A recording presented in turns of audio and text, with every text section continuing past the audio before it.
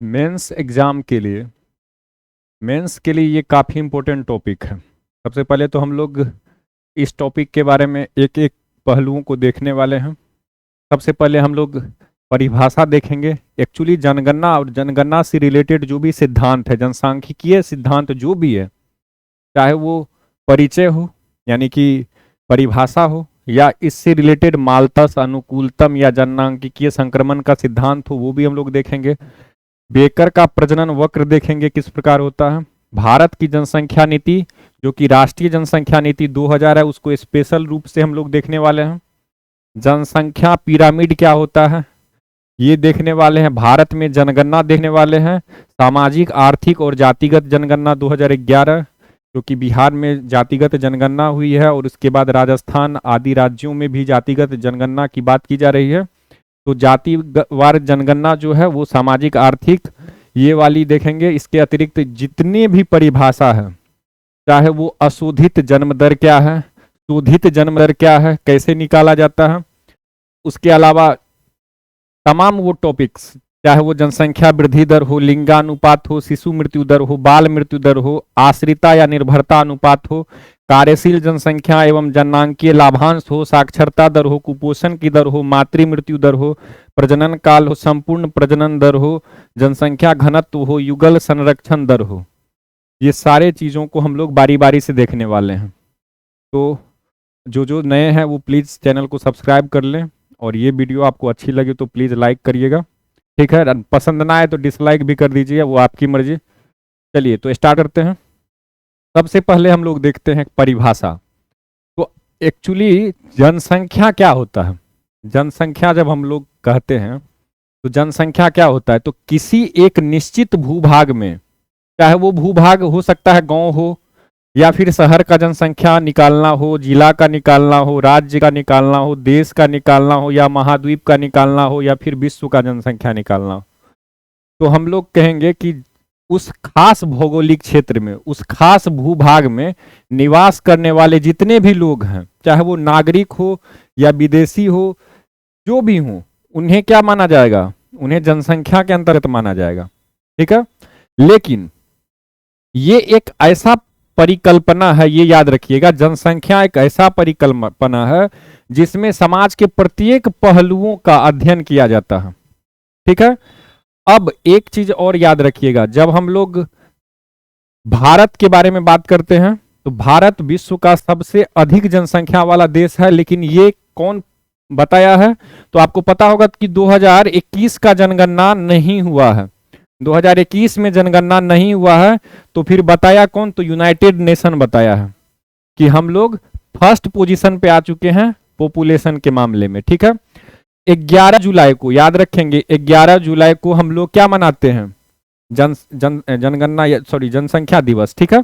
तो जनसंख्या दिवस या जनगणना दिवस क्यों मनाते हैं 11 जुलाई को? क्योंकि 11 जुलाई 1987 को क्या हुई थी? 5 अरब को पार हो गई थी विश्व की जनसंख्या। तो इसे इसके गंभीरता को देखते हुए, ठीक है, तो 11 जुलाई को हम लोग क्या मनाते हैं? जनगणना या फिर जनसंख्या दिवस, ठीक है। जनगणना ना बोले, जनसंख्या दिवस बोले, ठीक है, पॉपुलेशन डे। चलिए अब आगे आ जाते हैं, माल्थस का जनसंख्या सिद्धांत। तो सबसे पहले ये एक बात याद रखेंगे कि ये जो माल्थस हैं, इन्होंने जनसंख्या को लेकर के एक सिद्धांत दिया था। क्या था वो सिद्धांत? तो सबसे पहले हम लोग ये देखते हैं माल्थस थे कहाँ के, तो वो ब्रिटेन के थे। ब्रिटेन के अर्थशास्त्री थे थॉमस माल्थस। उन्होंने 1798 में अपनी एक पुस्तक an essay on the principle of population के माध्यम से जनसंख्या का सिद्धांत दिया था। माल्थस का सिद्धांत किसी भी देश के खाद्यान्न वृद्धि दर और जनसंख्या वृद्धि दर के बीच का रिलेशन को बताने के लिए किया, इनका जो है सिद्धांत दिया गया था। इन्होंने क्या बताया था? इन्होंने बताया था कि देखो, ये जो खाद्यान्न वृद्धि दर है, आप लोग मैथ में पढ़े होंगे एपीजीपी, ठीक है। तो याद रखिएगा, बोला गया कि ये अर्थमेटिक प्रोग्रेशन के हिसाब से बढ़ता है खाद्यान्न, यानी जो खाद्यान्न है वो किस हिसाब से बढ़ेगा? तो एपी के हिसाब से। एपी यानी कि 1 से बढ़ के 2 हो जाएगा, 2 से बढ़ के 2 4 हो जाएगा, फिर 6 हो जाएगा, इस प्रकार से बढ़ेगा, ठीक है। लेकिन जनसंख्या जो बढ़ेगा वो जीपी के हिसाब से बढ़ेगा, ठीक है। तो ये याद रखिएगा, ये जीपी के हिसाब से बढ़ेगा, यानी कि 1 से 2 होगा, 2 से 4 होगा, 4 से 8 होगा, 8 से 16 होगा। ठीक है, तो इस रेशियो में बढ़ेगा। तो आप अगर इसका चार्ट, अगर इसका आपको बोला जाए कि ग्राफ बनाइए, तो कैसे बनेगा ग्राफ? इस प्रकार से बनेगा। ये अगर 1 पे है तो ये 1 पे है, लेकिन ये अगर 2 पे है तो ये 4 पे चला जाएगा। ठीक है, तो इस प्रकार से आप याद रखिएगा कि इसका क्या है, इसका रिलेशन आपको बस यही याद रखना। अगर एग्जाम में आपको लिखना हो माल्थस का जनसंख्या सिद्धांत, क्योंकि जनगणना नहीं हुई है इस बार, इसीलिए जनगणना से रिलेटेड प्रश्न किसी भी एग्जाम में मेंस में आपसे पूछा जा सकता है, चाहे वो यूपीएससी हो, बीपीएससी हो, किसी से भी पूछा जा सकता है। ठीक है, और भारत फर्स्ट पोजीशन पे आ गया है, इसलिए भी ये इंपॉर्टेंट हो जाता है। तो सबसे पहले माल्थस क्या सिद्धांत दिए हैं, तो खाद्यान्न वृद्धि दर कैसी होगी, तो अर्थमेटिक प्रोग्रेशन के हिसाब से होगी। ठीक है, और जनसंख्या वृद्धि दर ये होगी जीपी के हिसाब से। ठीक है, तो ये याद रखिएगा। अब एपीजीपी आप लोगों को संभवतः क्लियर हो गया ये कंसेप्ट। चलिए, अब इसमें एक चीज क्या हो जाता है, तो बोला इनके हिसाब से बोला गया था, माल्थस बताए थे कि देखो अगर ये सिस्टम होगा ना किसी भी देश का, तो एक समय के बाद क्या होगा, ये जो खाद्यान्न वृद्धि ज्यादा नहीं हो पाएगी और जनसंख्या बहुत ज्यादा हो जाएगी। जिस जनसंख्या को पूरा करने के लिए खाद्यान्न नहीं बचेगा। ठीक है, तो ये जो अधिक जनसंख्या होगी इसको बोला गया जनाधिक्य। ये याद रखिएगा, जनाधिक्य। जब जनसंख्या अधिक हो जाए, अत्यधिक हो जाए, यानी कि जिस हिसाब से आपका संसाधन है उसके हिसाब से ज्यादा अगर हो जाए, यानी कि आपके घर में 5 मेंबर है, आपका इनकम अगर मान के चलिए आपका जितना भी इनकम है, अगर 100 रुपया इनकम है, वो अगर 5 आदमी का पेट भर सकता है, तो ये जनाधिक्य नहीं हुआ। ठीक है, लेकिन अगर आपके घर में 6 मेंबर है और आपका इनकम 100 रुपया है, तो वहां पर क्या हो गया, एक व्यक्ति को भूखा रहना पड़ जाएगा, यानी कि जनाधिक्य का समस्या हो गया। ठीक है, तो ये आप याद रखेंगे। तो ये जो जनाधिक्य की समस्या है, ये आपको ध्यान में रखना होगा। ये बताते हैं कि एक निश्चित समय के बाद, चूंकि ये एपी में बढ़ रहा है खाद्यान्न वृद्धि दर, और जनसंख्या वृद्धि कैसा हो रहा है, जीपी में, तो बोला जा रहा है कि एक समय के बाद क्या होगा, जनाधिक्य का समस्या हो जाएगा। अब जनाधिक्य का समस्या को दो प्रकार से इसे सॉल्व किया जा सकता है। एक है प्राकृतिक उपाय, जैसे बाढ़ आएगा तो ऑटोमेटिक है इंसानों की मौत होंगी, सूखा आएगा, तूफान आएगा, इस प्रकार से प्रकृति अगर विनाश लाएगी तो वहां पर भी क्या होगा, जनाधिक्य की समस्या का समाधान हो सकता है। ठीक है, लेकिन एक और है कृत्रिम, यानी कि आर्टिफिशियल तरीके से भी हम लोग क्या कर सकते हैं, जैसे देर से विवाह करना। अगर देर से विवाह होगा तो क्या होगा, एक जनरेशन गैप बनेगा, यानी कि जनाधिक्य की समस्या दूर होने का एक अपॉर्चुनिटी होगा। इसके अतिरिक्त ब्रह्मचर्य का पालन, ये सारी चीजें हैं जो कि मानव अपना सकता है। ये कृत्रिम उपाय है, ये आप याद रखेंगे। देर से शादी करना या फिर ब्रह्मचर्य का पालन करना, ये क्या है, कृत्रिम उपाय है, आर्टिफिशियल है। लेकिन नेचुरल क्या है, नेचुरल है, जैसे अगर बाढ़ आ गया, सूखा आ गया, महामारी आ गया, इन सब से अगर जनसंख्या नियंत्रित होता है तो वो प्राकृतिक उपाय के अंतर्गत आता है। लेकिन अब हम लोग एक चीज इसमें, अब हम लोग इनका जो रिव्यू करते हैं, माल्थस का सिद्धांत क्या ये उपयोगी है या फिर ऐसा कहीं पे देखने को मिल रहा है, तो ऐसा कहीं भी देखने को नहीं मिल रहा। हालांकि 1798 में इनकी जो पुस्तक थी an essay on the principle of population, ये काफी पॉपुलर हुई थी उस टाइम में। ठीक है, लेकिन आपको पता होगा कि समय के साथ क्या हुई, हम लोग खाद्यान्न की समस्या से निपटने में संभवतः कामयाब हो गए। क्यों? ताकि हम लोग research and development, research R&D किए, यानी कि रिसर्च डेवलपमेंट किए, फसलों के अनेक किस्म को उपजाए। ठीक है, साइंटिफिक मेथड से हम लोग क्या किए, एग्रीकल्चर किए। तो खाने का जो समस्या है, यानी खाद्यान्न समस्या जो है, काफी हद तक हम लोग क्या किए, सॉल्व कर लिए। तो ये जो खाद्यान्न वृद्धि दर है, ये एपी में ना रह करके ये भी क्या हो गया, ये भी एक प्रकार से, जिस प्रकार से जनसंख्या वृद्धि दर हुई उसी प्रकार से खाद्यान्न वृद्धि दर भी हो गई। क्यों हुई? रिसर्च एंड डेवलपमेंट की गई थी। साथ ही साथ रिसर्च एंड डेवलपमेंट के अतिरिक्त साइंस एंड टेक्नोलॉजी के मदद से हम लोग क्या किए, खाद्यान्न जैसी समस्याओं पर हम लोग खाद्यान्न जैसी समस्याओं से हम लोग क्या क्या कर पाए, इस समस्या का हम लोग समाधान कर पाए। फिर एक आता है जनसंख्या का अनुकूलतम सिद्धांत। ठीक है, माल्थस का सिद्धांत याद रखिएगा, वर्तमान में किसी भी देश में देखने को नहीं मिल रहा है। एक और बात है ग्लोबलाइजेशन। ठीक है, ग्लोबलाइजेशन, अब वैश्वीकरण में क्या होता है, अगर आपके देश में खाद्यान्न की समस्या है तो आप अन्य देशों से क्या कर सकते हैं, उसे इंपोर्ट कर सकते हैं। ठीक है, तो ये सारी चीजें हैं जो कि माल्थस का जो जनसंख्या सिद्धांत है उसकी उपयोगिता को कम करता है। लेकिन एक चीज है कि इन्होंने ये जो जनाधिक्य की समस्या की जो बात की है ये काफी इंपॉर्टेंट है, क्योंकि ये हर वक्त इंसान को ये याद रखना चाहिए कि जनाधिक्य ना हो। चलिए आगे है जनसंख्या का अनुकूलतम सिद्धांत। तो एक बात याद रखेंगे कि 1815 में सबसे पहले एडवर्ड वेस्ट नाम के व्यक्ति, एडवर्ड वेस्ट ने सबसे पहले जनसंख्या का अनुकूलतम सिद्धांत को का प्रतिपादन किया। ठीक है, लेकिन उसको जो सिस्टमेटिक ढंग से जो विकसित किया है कौन किए हैं, हेनरी सिजविक। तो याद रखेंगे कौन कौन, एडवर्ड वेस्ट, ये 1815 में। ठीक है, तो 1815 में एडवर्ड वेस्ट जनसंख्या का अनुकूलतम सिद्धांत लेके आए, लेकिन इसी को थोड़ा अच्छे तरीके से सिस्टमेटिक ढंग से 1907 में हेनरी सिजविक, इन्होंने इस सिद्धांत का जो है और मॉडिफिकेशन किया और ये अच्छे तरीके से बताएं। ये क्या बताएं, ये बताते हैं कि देखो जनसंख्या वृद्धि हमेशा हानिकारक नहीं होती। अब जनसंख्या अगर किसी देश की बहुत ज्यादा है, जैसे भारत का एग्जांपल लेते हैं, यहां पे जनसंख्या बहुत ज्यादा है, तो जनसंख्या अगर ज्यादा है तो कहा जाता है कि ये हानिकारक नहीं होती है। क्यों, क्योंकि ये किसी भी देश की मानवीय संसाधन है। अब आप लोग याद रखेंगे 3 प्रकार की संसाधन को।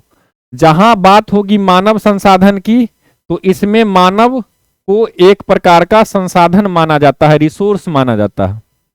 अगर प्राकृतिक संसाधन की बात करेंगे तो जैसे खनिज, कहीं से खनिज मिला, कहीं से पेट्रोलियम मिला, ये क्या है, जो धरती माँ हमें देती है वो क्या देती है, खनिज पेट्रोलियम जो प्रकृति हमें देती है, तो वो आता है किसके अंतर्गत, प्राकृतिक संसाधन के अंतर्गत।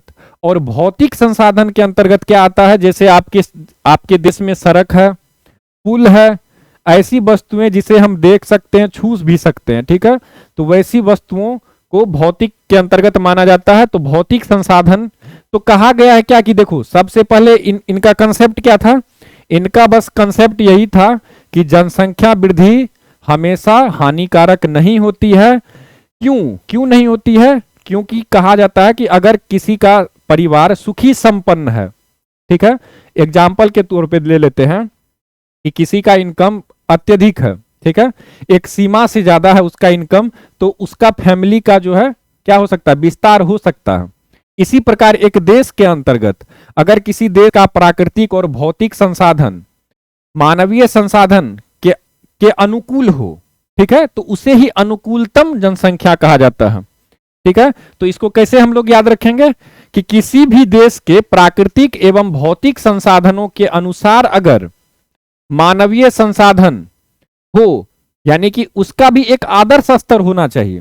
ठीक है, जैसे हमारे पास जितना प्राकृतिक संसाधन है, जितना हमारे पास भौतिक संसाधन है, उस हिसाब से हम लोग मानवीय संसाधन बढ़ा सकते हैं। ठीक है, क्यों, क्योंकि कहा जाता है कि एक आदर्श स्तर होना चाहिए। ठीक है, और कहा गया है कि यदि किसी देश की जनसंख्या इस अनुकूलतम जनसंख्या से कम है तो वहां पर जनसंख्या का बढ़ना उचित माना जाता है। जैसे आपके पास रिसोर्स बहुत ज्यादा है, ठीक है, तो वहां पर आप क्या कर सकते हैं, फैमिली और भी एक्सपेंड कर सकते हैं। ठीक है, तो यहाँ पे हम एक ग्राफ के तहत आपको समझाना चाहते हैं कि यहाँ पे देखिए ये इनकम है। ठीक है, यहाँ पे इनकम बता रहा है, इनकम याद रखिएगा, ये है इनकम, किसी भी देश का ये इनकम है, और यहाँ पर पॉपुलेशन है, जनसंख्या है, ये याद रखिएगा।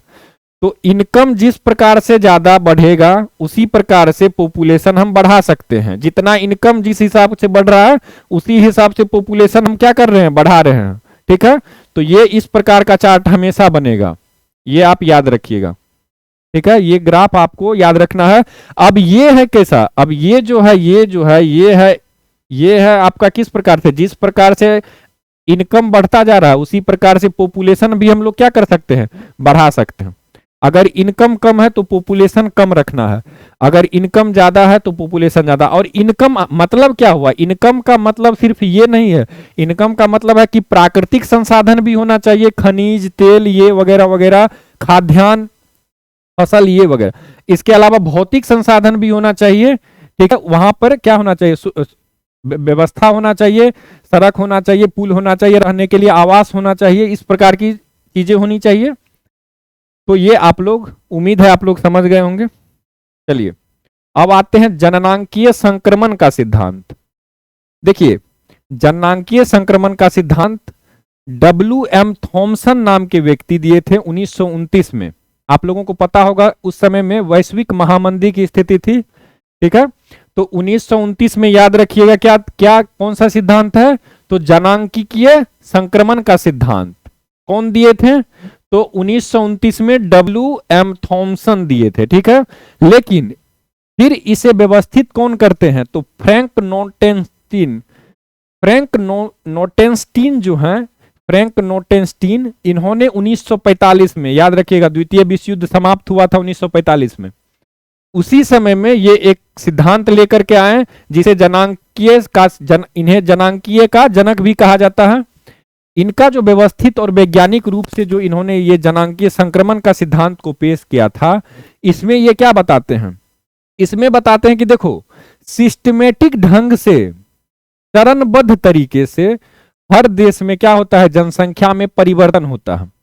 जैसे एग्जाम्पल के तौर पे भारत 1921 से पहले, 1921 से लेकर के 1961 तक, 1961 से लेकर के वर्तमान समय तक अलग अलग जो है चरण में भारत गुजरा है। इसी प्रकार प्रत्येक देश, जो भी देश है, उन सब में ऐसा ऐसा चरण आया है। तो कहीं कहीं पर आपको 3 चरण बताए गए हैं, लेकिन जो सीपी ब्लेकर हैं, सीपी ब्लेकर, ये याद रखेंगे इनका नाम, सीपी ब्लेकर, इसको 5 चरण में डिवाइड किए हैं। ये बताते हैं कि देखो कोई भी देश है, वहां पे जनसंख्या किस प्रकार से, जनसंख्या में परिवर्तन होगा। तो पहला जो चरण होगा उसमें क्या होगा, क्योंकि सबसे पहले कोई भी देश गरीब ही होता है, ठीक है। तो नेचुरली कोई भी देश सबसे पहले गरीब होगा। अगर गरीब नहीं भी है तो भी वहां पे स्वास्थ्य सुविधा क्या होगी, बहुत कम होगी, शिक्षा का स्तर बहुत कम होगा, ठीक है। तो जब प्रारंभ में प्रथम चरण में क्या होगा, शिक्षा ज्यादा नहीं होगा तो जन्म दर ज्यादा होगा। अब आप याद रखेंगे जैसे ही मैं शिक्षा बताऊंगा तो शिक्षा का संबंध है जन्म दर से, और स्वास्थ्य का संबंध होगा मृत्यु दर से। अगर किसी देश का स्वास्थ्य सुविधा किसी देश में ज्यादा हो, अच्छा हो, तो वहां पर मृत्यु दर कम होगी, ठीक है। और अगर स्वास्थ्य सुविधा चर्चर अवस्था में हो, जर्जर अवस्था में हो स्वास्थ्य सुविधा, तो वहां पर मृत्यु दर ज्यादा होगी। मान के चलते हैं, ठीक है। एक ये आप कंसेप्ट याद रखेंगे मृत्यु दर के बारे में कि मृत्यु दर का रिलेशन किससे है, तो हेल्थ से है। हेल्थ फैसिलिटीज जितनी अच्छी होगी मृत्यु दर वहां पे उतना ही कम होगा। और जन्म दर का रिलेशन किससे है, एजुकेशन से। एजुकेशन वो भी खास करके फीमेल एजुकेशन, ठीक है। तो महिला अगर साक्षरता दर अगर बढ़ती है तो वहां पर जन्म दर कम होगा, ये आप याद रखेंगे। और विकसित देशों में जहां पर महिलाओं की जो साक्षरता दर है वो बहुत ज्यादा है, तो वहां पर जन्म दर बहुत कम देखने को मिलेगा। तो ये रिलेशन आप याद रखेंगे। चलिए अब हम लोग बात करते हैं, वापस उसी देश में आ जाते हैं। पहले सबसे पहले क्या होगा, ना तो शिक्षा होगा, जब शिक्षा नहीं होगा तो जन्म दर भी क्या होगा, ऊंचा होगा। और शिक्षा स्वास्थ्य सुविधा भी उतना ज्यादा विकसित अवस्था में नहीं होगा, तो वहां मृत्यु दर भी ज्यादा होगा। तो किसी भी देश में जहां पर जन्म दर भी बहुत ज्यादा हो, मृत्यु दर भी बहुत ज्यादा हो, तो दोनों एक दूसरे को क्या करेगा, संतुलित कर देगा। तो जनसंख्या में कुछ खास परिवर्तन नजर नहीं आएगा, ठीक है। 100 आदमी जन्म ले रहा है, 100 आदमी मर भी जा रहा है, तो जो जनसंख्या वृद्धि दर है वो क्या होगा, वो सामान्य बना रहेगा, एक दूसरे को प्रति संतुलित कर देगा। तो ये आप याद रखेंगे। अब दूसरे चरण में क्या होगा, अर्थव्यवस्था में रफ्तार आएगी। अर्थव्यवस्था, जब किसी भी देश की अर्थव्यवस्था जब पटरी पर आना प्रारंभ होगी, जब अर्थव्यवस्था आर्थिक स्थिति अगर किसी भी समाज की, किसी भी देश की अच्छी होने लगेगी तो वहां पर क्या होगा, जन्म दर तो ऊंचा रहेगा। क्यों? क्योंकि पैसा आने से शिक्षा नहीं आता है। ठीक है, आपके पास पैसा आएगा तो सबसे पहले आप क्या करिएगा, स्वास्थ्य पे ध्यान दीजिएगा, इंफ्रास्ट्रक्चर पे ध्यान दीजिएगा। तो इंफ्रास्ट्रक्चर पे जब आप ध्यान दीजिएगा, हॉस्पिटल वगैरह क्रिएट करिएगा, तो वहां पर क्या होगा, मृत्यु दर कम हो जाएगा। मृत्यु दर कम होगा, लेकिन शिक्षा जो है, शिक्षा का स्तर वो डेवलप नहीं होगा, यानी कि जन्म दर ऊंचा ही रहेगा। जन्म दर ज्यादा होगा, मृत्यु दर में लेकिन कमी आ जाएगा। क्यों? क्योंकि हेल्थ फैसिलिटीज बढ़ेगी। पैसा आने के बाद सबसे पहले हेल्थ फैसिलिटीज पे ही ध्यान दिया जाएगा। ये कंसेप्ट आप याद रखेंगे। तो इससे क्या होगा, इससे क्या होगा, जन्म दर ज्यादा होगा, मृत्यु दर कम होगा, यानी जनसंख्या बढ़ेगी। ठीक है, जनसंख्या वृद्धि दर ज्यादा होगी। ठीक है, इसके बाद क्या होगा, इसके बाद तृतीय चरण में क्या होगा, जब तृतीय चरण में जब आपका देश, किसी भी देश का जब अर्थव्यवस्था और अच्छी अगर होने लगे, ठीक है, और भी गतिमान अवस्था में आ जाए, तो वहां पर क्या होगा, वहां पर जन्म दर यानी कि शिक्षा, स्वास्थ्य भी और शिक्षा भी दोनों में सुधार होगा वहां पे। ठीक है, अब चूंकि अर्थव्यवस्था गतिमान अवस्था में आ चुकी है। ठीक है, जैसे भारत में वर्तमान समय में क्या है कि भारत में धीरे धीरे क्या हुआ, शिक्षा का स्तर अच्छा हो रहा है, तो इससे क्या होगा, जन्म दर भी कम होगा और मृत्यु दर भी कम होगा। ये दोनों जब कम होगा तो यहां भी क्या होगा, एक तरह का संतुलन ही होगा। ठीक है, और उसके बाद चतुर्थ चरण में क्या होगा, जहां पर जन्म दर और मृत्यु दर दोनों बराबर हो जाएगा। ठीक है, ये याद रखेंगे। और पंचम चरण में क्या होगा, दोनों निम्न स्तरीय का होगा, यानी कि दोनों में कमी आएगा। कोई भी देश जब अति विकसित अवस्था में आ जाता है, आप लोग जानते होंगे नॉर्डिक देशों को, स्वीडन, फिनलैंड, इस प्रकार के जो भी देश हैं, जो भी वर्तमान समय में जिसे भी एक विकसित राष्ट्र के रूप में सर्वमान्य मान्यता दिया जाता है, उनके बारे में हम लोग क्या कहते हैं कि वो लोग कहाँ हैं, पंचम चरण में आ चुके हैं वे लोग। क्यों? आप लोग सुने होंगे जापान में जनसंख्या कम हो रही है। क्यों कम हो रही है? क्योंकि शिक्षा और स्वास्थ्य दोनों का जो स्तर है वो काफी उन्नत अवस्था में है। ठीक है, तो अगर शिक्षा उन्नत है तो जन्म दर में कमी आएगी, स्वास्थ्य उन्नत है तो मृत्यु दर में कमी आएगी। लेकिन जन्म दर, चूंकि आप ये याद रखेंगे, जन्म दर में ज्यादा कमी आएगी, मृत्यु दर में उतनी कमी नहीं आएगी जितनी जन्म दर में कमी आएगी। तो ये आप याद रखिएगा, जन्म दर मृत्यु दर से भी कम होगी। वहां पर क्या होगा, वहां पर पॉपुलेशन का जो है फॉल देखने को मिलेगा। ठीक है, तो आप ये याद रखेंगे। जैसे आप वर्तमान समय में साउथ कोरिया ले सकते हैं, साउथ कोरिया का एग्जाम्पल ले सकते हैं, जापान का एग्जाम्पल ले सकते हैं, रसिया का एग्जाम्पल ले सकते हैं। ये सारे देशों में क्या हो रहा है, ये सारे देशों में जन्म दर और मृत्यु दर, इन दोनों में क्या रिलेशन है, तो जन्म दर मृत्यु दर से भी कम है। ठीक है, तो आप ये याद रखेंगे। चलिए अब आगे आते हैं, कार्यशील जनसंख्या एवं जनांकीय लाभांश। अब याद रखेंगे सबसे पहले कार्यशील जनसंख्या को। कार्यशील ऐसा जनसंख्या, जैसे मान के चलिए आपके घर में 5 व्यक्ति है। ठीक है, 2 बच्चा है, 2 वयस्क है और 1 बुजुर्ग है। तो 1 बुजुर्ग और 2 बच्चा, वो दोनों तो काम नहीं करेगा कहीं भी, तो उनको साइड कर देते हैं। जो 2 वयस्क हैं वो क्या करेंगे, वो कार्य कर सकते हैं। ठीक है, तो याद रखेंगे, जो भी व्यक्ति कार्य करने, जिसकी भी अवस्था कार्य करने की हो, ठीक है, वो कार्य करने की अवस्था हो सकता है कहीं पे। जैसे वर्ल्ड बैंक के हिसाब से कार्यशील जनसंख्या के अंतर्गत 15 से 64 वर्ष तक के आयु को माना जाता है। लेकिन भारत सरकार मानती है कि नहीं, हम 59 वर्ष तक ही मानेंगे, 60 वर्ष में रिटायरमेंट है। ठीक है, तो 15 से 59 वर्ष के ही व्यक्ति को माना जाता है कि वो कार्य करने लायक है। ठीक है, और साथ ही साथ एक और चीज आपको याद रखना है कि वो व्यक्ति का इच्छा भी होना चाहिए कार्य करने का। तो आप इसको इस तरह से याद रखेंगे कार्यशील जनसंख्या को, कि ऐसी जनसंख्या जो 15 से लेकर के भारत के हिसाब से 59 वर्ष तक की हो और कार्य करने की इच्छुक हो। ठीक है, कार्य करने की इच्छुक हो। ठीक है, लेकिन अब ये जो 15 से 59 वर्ष तक का जनसंख्या है, इसको हम लोग किस प्रकार से मानवीय संसाधन के रूप में परिवर्तित करेंगे, अगर किसी भी व्यक्ति को मानवीय संसाधन बनाना है तो संसाधन बनाने के लिए उसे क्या देना पड़ेगा, उसका शिक्षा प्रशिक्षण, ठीक है, उसे ट्रेनिंग देना पड़ेगा, स्किल देना पड़ेगा, ये याद रखेंगे। तो ये तीन चीज याद रखेंगे, शिक्षा देना पड़ेगा, एजुकेशन, ट्रेनिंग और स्किल, इन तीनों को। और साथ ही साथ हेल्थ के बारे में याद रखेंगे, हेल्थ भी जरूरी है। अगर हेल्थ नहीं है आपका तो आप कार्य कैसे करिएगा, ठीक है। तो शारीरिक रूप से मानसिक रूप से आपका स्वास्थ्य भी अच्छा होना चाहिए, स्किल भी आपके अंदर होना चाहिए, एजुकेशन, स्किल, ये सारी चीजें अगर आपके अंदर है, ठीक है, और आप कार्य करने के इच्छुक हैं, आपका जो एज है वो 15 से 59 वर्ष है, तो भारत सरकार के हिसाब से आप क्या हैं, कार्यशील जनसंख्या के अंतर्गत हैं। आप इसमें कोई लिंग वाला कोई प्रॉब्लम नहीं है, ऐसा नहीं है कि महिला और पुरुषों में यहाँ पे किसी प्रकार का कोई अंतर नहीं है, ठीक है, कार्यशील जनसंख्या में दोनों आ जाएगा, ठीक है।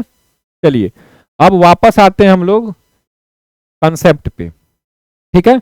तो किसी क्षेत्र की ऐसी कुल जनसंख्या जो एक निश्चित पूर्व निर्धारित आयु सीमा, अब ये पूर्व निर्धारित आयु सीमा वर्ल्ड बैंक के अनुसार से 15 से 64 वर्ष है, भारत सरकार के हिसाब से 15 से 59 वर्ष है, ठीक है। तो ये आगे पीछे हो सकता है, हर देश अपने हिसाब से कानून बना सकता है, इसके लिए कोई अलग वो बात नहीं है। तो पूर्व निर्धारित हम लोग कर दी है आयु सीमा की 15 से 59 वर्ष ही होगा। इस जनसंख्या के उस हिस्से से संबंधित है जो कि कार्य करने योग्य मानी जाती है और कार्य करना चाहती है, कार्य करने की इच्छुक होनी चाहिए, ठीक है। तो 15 से 59 वर्ष भारत की कार्यशील जनसंख्या, विश्व बैंक के अनुसार से 15 से 64 वर्ष, ये दोनों याद रखेंगे। मानव पूंजी में कार्यशील जनसंख्या को ही शामिल किया जाता है। तो मानव पूंजी आपको अभी बता चुके हैं, मानव को क्या बनाना है, पूंजी बनाना है, कैपिटल बनाना है। अगर आप किसी मानव को एसेट के रूप में तैयार करना चाहते हैं तो उसे आपको क्या क्या देना पड़ेगा, शिक्षा देना पड़ेगा, हेल्थ देना पड़ेगा, ट्रेनिंग या स्किल देना पड़ेगा, ठीक है, ताकि वो किसी भी काम को करने लायक बन सके, ठीक है। किसी देश की कार्यशील जनसंख्या को जनसंख्या लाभांश, अब मान के चलिए घर में अगर 5 व्यक्ति है और 5 व्यक्ति में 4 वयस्क है तो वो 4 काम कर सकता है और चारों काम करके अधिक से अधिक क्या करेगा, परिवार के लिए इनकम ला सकता है। क्यों, क्योंकि 4 व्यक्ति वयस्क है, चारों कार्य करने लायक है, ठीक है। तो याद रखेंगे जो कार्यशील जनसंख्या है वो जनसंख्या लाभांश है। क्यों लाभांश है, क्या लाभ है इससे, जनसंख्या का वो हिस्सा जो लाभ पहुंचाता है जनसंख्या लाभांश कहलाता है। क्यों, क्योंकि उस देश का विकास उसकी कार्यशील जनसंख्या पर निर्भर होती है, परंतु ऐसा तभी संभव होगा जब कार्यशील जनसंख्या को मानव पूंजी में बदला जाए। मानव पूंजी में कैसे बदला जाएगा, हेल्थ, एजुकेशन, ट्रेनिंग, स्किल, ये सारी चीजें प्रोवाइड करने के बाद, अर्थात उनके शिक्षण, प्रशिक्षण एवं तकनीकी योग्यता को बढ़ाने पर बल दिया जाए, ठीक है। तो याद रखेंगे किसी भी देश की जनसंख्या में कार्यशील जनसंख्या 15 से 59 वर्ष के बढ़ते तथा आश्रित जनसंख्या, अब आप याद रखेंगे, अब जैसे एक व्यक्ति है जो कि जब जन्म लेता है तो वहां से वो 14 साल तक क्या है, एक प्रकार से बाल्यावस्था में ही है, ठीक है, ये कार्यशील जनसंख्या में नहीं आएगा। और 60 वर्ष से लेकर के मान के चलते हैं 100 वर्ष तक वो जिंदा है तो ये भी कार्यशील जनसंख्या में नहीं आएगा, ठीक है। तो ये हिस्सा नहीं आएगा, 0 से 14 और यानी 1 से 14 और 60 से 100, ये 60 प्लस मान के चलते हैं तो ये नहीं आएगा। क्यों नहीं आएगा, तो ये याद रखेंगे कि ये आश्रित जनसंख्या है, ये किसी न किसी पे डिपेंडेंट है, ठीक है। तो ये याद रखेंगे। तो ये आश्रित जनसंख्या के घटते अनुपात के कारण उत्पादन में वृद्धि को जनांकीय लाभांश कहा जाता है।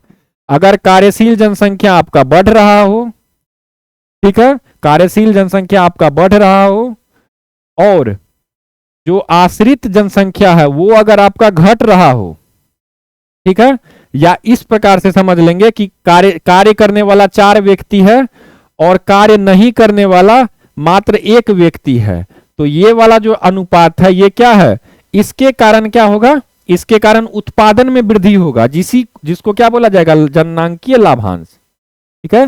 यहां पर ये याद रखेंगे। चलिए अब आते हैं बेकर का प्रजनन वक्र। एक व्यक्ति है, नाम है उनका बेकर, ठीक है।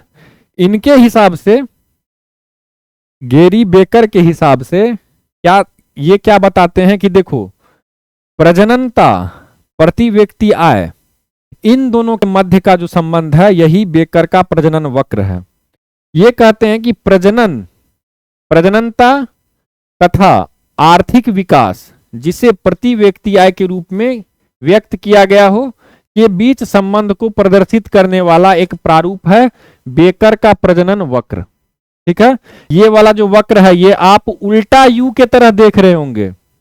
ठीक है, ये याद रखेंगे। कैसा है ये उल्टा यू है। यू होता है कैसा, ऐसा, और ये क्या है, ये उल्टा है, इस प्रकार से है। तो ये जो है ये बेकर का जो ये प्रजनन वक्र है, इसके बारे में बताया जा रहा है कि प्रजनन तथा आर्थिक विकास, आर्थिक विकास को हम लोग कैसे समझेंगे, तो पर्स में कितना पैसा है, यानी कि प्रति व्यक्ति आय कितना है, कॉमन सा है कि आर्थिक विकास हम कैसे समझेंगे, किसी भी देश का प्रति व्यक्ति आय देख लेंगे तो हमको पता लग जाएगा कि आर्थिक विकास कितना है उस देश का। तो ये कहते हैं कि जो प्रजनन है और आर्थिक विकास है, इन दोनों के बीच का संबंध ये बताते हैं। ठीक है, तो सबसे पहले दो व्यक्ति का नाम याद रखेंगे, रॉबर्ट बारो और गेरी बेकर।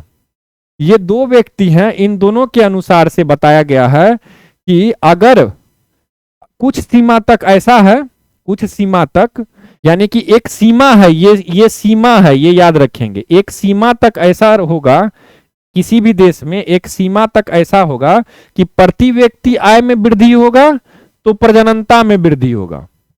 ठीक है, आपके घर का इनकम बढ़ेगा तो आपके घर का मेंबर बढ़ने लगेगा, सेंस यही है।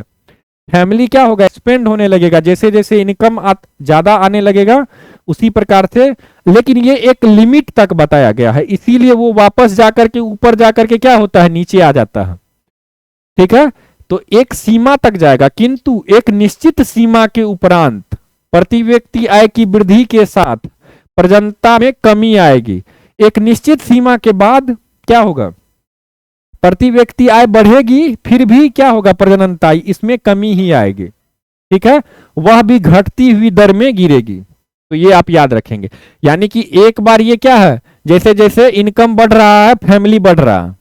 ठीक है, लेकिन एक समय ऐसा आएगा जब इनकम तो बढ़ेगा, लेकिन ये वाला ये जो प्रजननता है, प्रजननता ये क्या होगा, ये कम होने लगेगा, यानी कि ये जहां ये 8 पे था तो ये वापस 4 पे, 3 पे, 2 पे, 1 पे, इस तरह से आने लगेगा।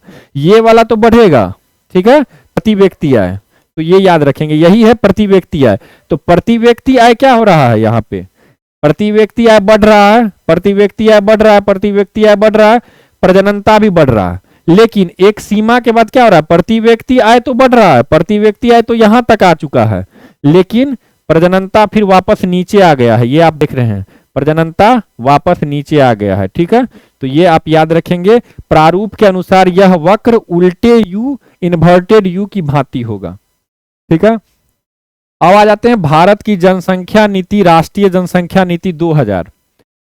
अब एक चीज आपको याद रखना है, 2000 वाला जो राष्ट्रीय जनसंख्या नीति है इसकी चर्चा सबसे लास्ट में करेंगे, लेकिन जनसंख्या से रिलेटेड भारत में क्या क्या कब कब हुआ है पहले ये डाटा याद रखेंगे। मेंस में आपका आंसर को इनरिच कर देगा ये। ठीक है, तो इनरिचमेंट के लिए मैंने ये सब आपके लिए एक जगह पे इकट्ठा किया है। तो सबसे पहले याद रखेंगे कि वर्ष 1952 में भारत आजाद कब हुआ था, 1947 में, और 1947 के बाद मात्र 5 साल के अंतर्गत, मात्र 5 साल के अंदर ही हम लोगों ने क्या किया, फैमिली प्लानिंग प्रोग्राम स्टार्ट कर दिया। ठीक है, तो परिवार नियोजन कार्यक्रम कब लागू हुआ था भारत में, 1952 ईस्वी में। ठीक है, लेकिन परिवार नियोजन कार्यक्रम तो हम लोग 1952 में स्टार्ट कर दिए, लेकिन हम लोगों ने क्या महसूस किया, भारत सरकार ने यह महसूस किया कि देखो परिवार नियोजन तो ठीक है, लेकिन केवल नियोजन कर देने से काम नहीं चलेगा, प्लान करने से कोई काम नहीं चलता है। क्या करना पड़ता है उसके लिए कल्याण की भावना भी रखनी पड़ती है। आप परिवार को ऐसा अपॉर्चुनिटी दे कि वो खुद ही क्या करे, नियोजित हो जाए। ठीक है, तो उसके बाद 1962 में 10 वर्ष के बाद, याद रखिएगा 52 से 10 वर्ष के बाद इसी को क्या किया गया, नाम को चेंज कर दिया गया, परिवार कल्याण नियोजन कार्यक्रम कर दिया गया। अभी तक क्या था, परिवार नियोजन कार्यक्रम, लेकिन अब कल्याण बीच में जोड़ दिया गया। तो 1961-62 में क्या इस प्रोग्राम का नाम हो गया, परिवार कल्याण नियोजन कार्यक्रम।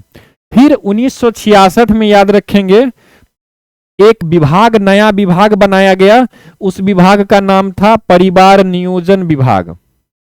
तो 1966 में परिवार नियोजन विभाग बना, और परिवार नियोजन विभाग बनने के 10 साल के बाद 1976 में क्या बना, भारत की पहली जनसंख्या नीति। अब नीति मतलब क्या होता है, नियम, कि कैसा नियम रखेंगे हम लोग जनसंख्या को लेकर के, हम लोगों के लिए क्या नियम होना चाहिए। तो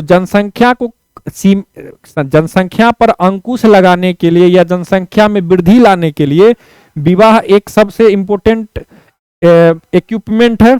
तो विवाह का क्या किया गया इसमें, तो जो 1976 की जो जनसंख्या नीति आई थी, उसमें विवाह में लड़कियों की जो एज थी शादी की 15 वर्ष, उसको बढ़ा करके 18 वर्ष कर दिया गया। तो आपसे कभी प्रश्न पूछा जाए कि भारत में लड़कियों की शादी की उम्र 15 से 18 वर्ष कब किया गया था, तो 1976 में। 1976 में श्रीमती इंदिरा गांधी थी, उन्होंने ही क्या किया था, 15 से 18 वर्ष कर दिया था लड़कियों की विवाह की आयु, और 18 से 21 वर्ष किया था लड़कों की शादी की आयु। ठीक है, तो आप ये भी याद रखेंगे। फिर आता है 8वीं पंचवर्षीय योजना 1992 से 97। इसमें 8वीं पंचवर्षीय योजना में क्या किया गया, विकेंद्रीकृत नियोजन तथा नियंत्रण की नीति अपनाई गई। विकेंद्रीकृत नियोजन यानी हम लोग क्या कर रहे हैं, हम लोग हर व्यक्ति को क्या कर रहे हैं, इसके लिए जवाबदेह बना रहे हैं। हर स्तर पे सरकार काम कर रही है ताकि नियोजन अच्छे से हो सके। ठीक है, और 1997 में क्या किया गया, प्रजनन और बाल स्वास्थ्य कार्यक्रम चलाया गया, जो कि 9वीं पंचवर्षीय योजना का क्या था, मुख्य कार्यक्रम था। तो आपसे अगर कभी पूछा जाए कि प्रजनन और बाल स्वास्थ्य कार्यक्रम कब चलाया गया था, तो 1997 में फरवरी के आसपास में ये चलाया गया था। ठीक है, और यही जो है अप्रैल के बाद ये मुख्य योजना बन गया था 9वीं पंचवर्षीय योजना का। ठीक है, जो कि कब से कब तक था 9वीं पंचवर्षीय योजना, 1997 से 2002 तक। अब आते हैं लास्ट में 2000 वर्ष 2000 का राष्ट्रीय जनसंख्या नीति। इसमें 3 प्रकार का कार्यक्रम हम लोग, 3 प्रकार का हम लोग लक्ष्य भी लेकर के चले थे। तात्कालिक रूप से क्या होना चाहिए, राष्ट्रीय जनसंख्या को कंट्रोल करने के लिए, राष्ट्रीय जनसंख्या को कंट्रोल करने के लिए जो नियम बनाए हैं हम लोग, उसके अंतर्गत हम लोग कुछ लक्ष्य निर्धारण किए हैं कि आने वाले 10 साल में क्या करना है, 20 साल में क्या करना है। तो जो तत्कालिक है कि तुरंत क्या क्या करना है, वो अलग हम लोग नीति बना के चले हैं इस बार 2000 का राष्ट्रीय जनसंख्या नीति के तहत, वर्ष 2000 का, और वर्ष 2000 के राष्ट्रीय जनसंख्या नीति के तहत मध्यावधि भी हम लोग लक्ष्य लेके चले हैं कि आने वाले 10-15 साल में क्या करने वाले हैं, और दीर्घकालीन लक्ष्य भी लेके चले हैं कि 2040 में क्या करने वाले हैं, हमारी जनसंख्या कहाँ होगी, हमें उसे किस प्रकार से जो है हम लोगों को उसे नियोजित करना पड़ेगा। ठीक है, अब आते हैं एक और जो इंपॉर्टेंट है, वो है जनसंख्या पिरामिड। आप लोग पिरामिड देखे होंगे, इजिप्ट में है। इजिप्ट में किस प्रकार से बना होता है, एक प्रकार से उल्टा शंकु के आकार का ही लगभग मान के चलते हैं, इस प्रकार का वो बना होता है पिरामिड। ठीक है, तो बोला जाता है कि देखो सबसे पहले बताया गया है, इसमें याद रखेंगे, सबसे पहले बताया गया है कि जनसंख्या पिरामिड वह उपकरण है जिसका प्रयोग जनसांख्यिकीय में समय के साथ हुए जनसंख्या में परिवर्तन के अध्ययन के लिए किया जाता है। ठीक है, समय के साथ जनसंख्या में कैसे कैसे परिवर्तन हो रहा है, तो समय के साथ जनसंख्या में परिवर्तन हम लोगों को, अब ये टॉपिक समझने के लिए सबसे पहले हम लोग एक पिरामिड को देखेंगे। क्या देखेंगे, पिरामिड को। अब ये देखिए, जैसे भारत का जो पॉपुलेशन था 2001 में, उस समय में हर देश का, हर जगह का ये बनाया जा सकता है जनसंख्या पिरामिड। हम भारत का लिए हैं 2001 का पॉपुलेशन का किस प्रकार से पिरामिड बन रहा था। तो बताया जा रहा है कि देखो ये एज है, ये एज है 1, 5, हर 5-5 साल पे ये बनाया गया है इस प्रकार से। ठीक है, तो आपसे अगर पूछा जाए कि जनसंख्या पिरामिड में जो ऊर्ध्वाधर होता है, ये वाला जो होता है, ठीक है, तो ये वाला जो है ये क्या है, वर्टिकल जो होगा वो क्या बताएगा, वो एज बताएगा, वो याद रखेंगे, वो क्या बताएगा, वो एज बताएगा, ठीक है। और ये जो है हॉरिजेंटल जो होगा, हॉरिजेंटल वाला जो होगा वो क्या बताएगा, हॉरिजेंटल वाला जनसंख्या बताएगा, ठीक है। तो कहा गया है कि कितना एज का और कितना पॉपुलेशन है भारत में, तो बोला गया है 1 से 5 वर्ष का जो बच्चा है इसका जनसंख्या सबसे ज्यादा है भारत में। तो पिरामिड का जो आधार है वो सबसे बड़ा कब है, जब 0 से 1 वर्ष का जो बच्चा देख रहे हैं हम लोग उसमें सबसे ज्यादा है, ठीक है। फिर आगे 5 वर्ष तक का बच्चा सबसे ज्यादा है, उसके बाद जो सबसे ज्यादा है वो है 10 से 14 वर्ष का, फिर है 14 से 19 वर्ष का, 19 फिर है 20 से 24 वर्ष का। इस प्रकार से 90 से 94 वर्ष का, फिर 95 से फिर 100 वर्ष का जो आदमी बूढ़ा है वो सबसे कम है भारत में। तो सबसे ज्यादा बच्चा है और सबसे कम बूढ़ा है, तो इस प्रकार से ज्यादा से कम होते हुए है, तो यही तो पिरामिड है, ठीक है। अब एक तरफ इस पिरामिड में मेल का ले लेते हैं और एक तरफ फीमेल का ले लेते हैं, लगभग दोनों बराबर ही होता है। किसी भी आप देखेंगे, किसी भी जनसंख्या में देखेंगे तो सामान्यतः 50% पुरुष और 50% महिला होती है, ठीक है, अगर लैंगिक समानता हो तब, ठीक है, नहीं तो 2-4% आगे पीछे हो सकता है, ठीक है। चलिए अब आते हैं वापस जनसंख्या पिरामिड पर। तो अब आसानी से समझ जाएंगे कि जनसंख्या पिरामिड वह उपकरण है जिसका प्रयोग जनसांख्यिकीय में समय के साथ हुए जनसंख्या में परिवर्तन के अध्ययन के लिए किया जाता है, ठीक है। जनसंख्या पिरामिड जनसंख्या की आयु और लिंग, आयु हम लोग देख चुके थे, आयु कैसा बन रहा था, आयु 0 से लेकर यहां पर 0 वर्ष का, यहां पर 100 वर्ष का, ये आयु वाला था। और लिंग वाला कैसे बताए थे कि ये जो पिरामिड बनेगा इसमें आधा पिरामिड जो है ये पुरुषों के लिए होगा, मेल के लिए होगा, और आधा पिरामिड में फीमेल होगी, ठीक है। तो ये वाला हिस्सा इतना दूर फीमेल, इतना दूर मेल, इस तरह से था, हम लोग देखे थे। तो आयु और लिंग संरचना का प्रतिनिधित्व करता है जो समय के साथ जनसंख्या की जन्म और मृत्यु दर पर आधारित होती है। तो जन्म दर और मृत्यु दर पर आधारित होती है। इस पिरामिड में सबसे नीचे आधार पर सबसे कम आयु वर्ग की जनसंख्या होती है। हम लोग बात कर चुके हैं 0 से 5 वर्ष, 5 वर्ष से 10 वर्ष, इस प्रकार से हर 5-5 वर्ष का ही सामान्यतः बनाया जाता है वो पिरामिड। तो जो सबसे कम आयु का होगा वो सबसे अधिक संख्या में होगा, यानी नीचे वाला जो आधार होगा वो बड़ा होगा, ठीक है, ये याद रखेंगे। तथा क्रमशः ऊपर जाने पर ये क्या होती है, आयु वाली घटती जाती है, तब तो पिरामिड बनेगा। तो ठीक है, क्रमशः ऊपर जाने पर हर आयु वर्ग की जनसंख्या घटती जाती है। विकसित देश का है थोड़ा सा अंतर, देखिए ये जो था ये विकासशील देश का था, लेकिन विकसित देश में क्या होता है, जन्म दर कम होता है। तो जन्म दर कम होगा लेकिन मृत्यु दर ज्यादा होगा। जन्म दर कम होगा तो क्या होगा, ये वाला ज्यादा आगे नहीं जाएगा। जैसे भारत का क्या था, आधार बहुत बड़ा था, जन्म बहुत सारा बच्चा ले रहा था, तो आधार बहुत लंबा जो है, आधार बहुत बड़ा बन रहा था। लेकिन विकसित देश में कैसा बनेगा पिरामिड, तो आधार ज्यादा नहीं बनेगा, लेकिन हाइट जो है 100 वर्ष तक जाते जाते भी बहुत सारा लोग वहां पर जिंदा रहता है। क्यों, क्योंकि वहां पर स्वास्थ्य सुविधा काफी उन्नत अवस्था में होती है, तो वहां पर मृत्यु दर क्या है, कम है। तो लोग ज्यादा समय तक, लोग जो है 100 वर्ष में भी बहुत सारे लोग आपको मिल जाएंगे जो कि 100 वर्ष के होंगे। तो ऊपर वाला जो है ये आपको याद रखिएगा कि पिरामिड जो है विकसित देश में जनसंख्या का पिरामिड ये ऊंचा होगा तथा आकृति आयताकार होगी। आयताकार क्यों हो जाएगी, क्योंकि ऊपर वाला भी काफी दिनों तक जीवित रहेगा, स्वास्थ्य सुविधा अच्छा है। तो यहां पर कैसा पिरामिड बन जाएगा, इस प्रकार का बन जाएगा पिरामिड, ठीक है। तो यानी कि एक प्रकार से आयताकार बन गया, ये आप याद रखेंगे। विकासशील देश में आकार बड़ा होगा, विकासशील देश में क्या होगा, आकार बड़ा होगा। क्यों बड़ा होगा, क्योंकि जन्म दर बहुत ज्यादा है, तो जो आधार होगा ये काफी बड़ा होगा। और यहां पर जनसंख्या पिरामिड शंकु के आकार का होगा। ठीक है, तो जनसंख्या पिरामिड कैसा होगा? शंकु के आकार का। वापस आ जाएंगे। ठीक है, भारत में जनगणना, तो भारत में जनगणना करवाता कौन है?